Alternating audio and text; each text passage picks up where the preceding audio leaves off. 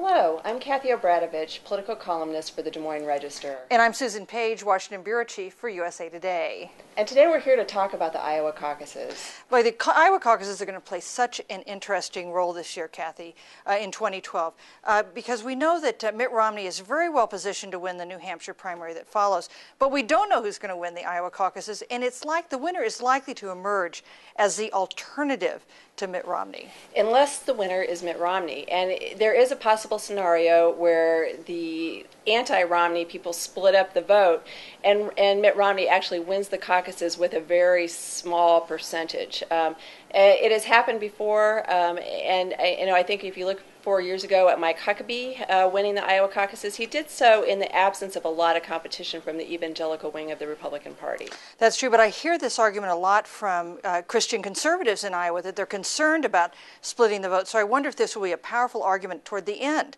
of the process, that the more conservative side of the party, the people who are very concerned about social issues, will want to unite behind one candidate. Yeah, I think they do want to unite behind one candidate, but who to unite behind? I mean, it's very late in the process right now, and people are still very, I think, uncommitted to a particular candidate. You know, Kathy, I started covering the Iowa caucuses in 1980. I've covered, I think, all of the competitive Iowa caucuses since then.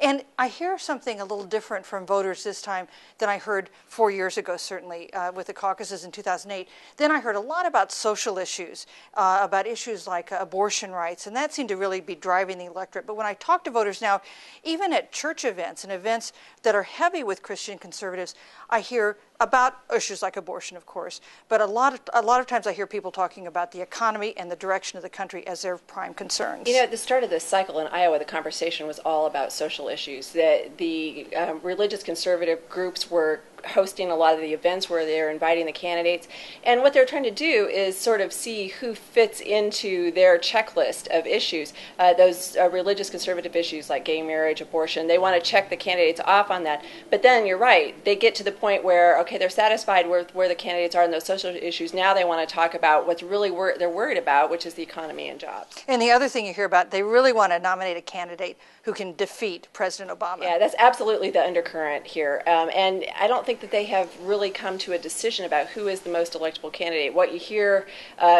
from voters, both from the religious conservative and also the sort of business Republican fiscal conservative side, is that everybody has a drawback.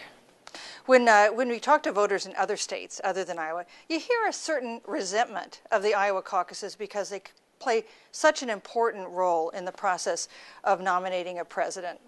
Yeah, that's true. And what you hear is that Iowa is demographically unrepresentative of the country. It's too old. It's too white, and it is true. I mean, you can't go around those numbers. But what you hear when you talk to voters is a lot of the same concerns, top priorities that are facing the country are the things that Iowans are worried about as well. The other thing that is certainly true is that Iowans take this so seriously.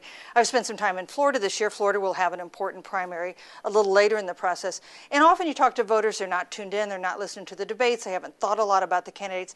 When you come to Iowa, you can go up to just about anybody on the street and they can pull an issues position paper out of their pocket because voters here really pay attention. They pay attention early. You know, we can hear a lot of conversation goes on nationally about the merits of the Iowa caucuses, and it might give you the impression that Iowa is first because it's important. Actually, it's the other way around. It's important because it's first. Iowa has a really good thing going. It's determined to stay there whether people like it or not. I bet that's right, Kathy.